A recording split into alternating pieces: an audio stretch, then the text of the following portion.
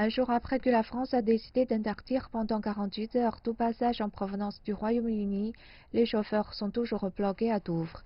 Le sort de ces cargaisons précieuses, qui comprennent des aliments frais, est peu clair. Il aurait pu y avoir des clarifications de la part du Premier ministre britannique Boris Johnson, qui a présidé une réunion d'urgence de son cabinet lundi après-midi.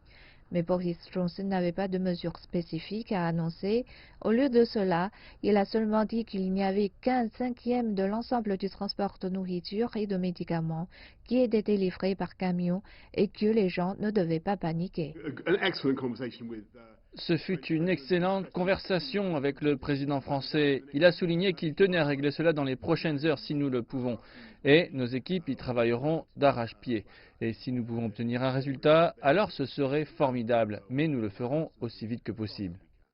Malgré l'optimisme du Premier ministre, le gouvernement britannique semble avoir été pris au dépourvu par les interdictions de voyage. Je pense que l'UE essaie de se protéger et de protéger ses services de santé. Cela pourrait continuer un certain temps. Il pourrait y avoir un comportement attentiste. Voyons ce qui se passe au Royaume-Uni et pendant ce temps, gardons les frontières fermées. L'assurance que le gouvernement travaille sur toutes ces questions n'a guère été une consolation pour ceux bloqués dans les ports et les aéroports et qui essaient de quitter le Royaume-Uni ou d'entrer dans le pays. Évidemment, quand vous volez, c'est vraiment stressant. Nous n'avons pas eu d'avertissement au préalable. Nous devions juste partir vraiment.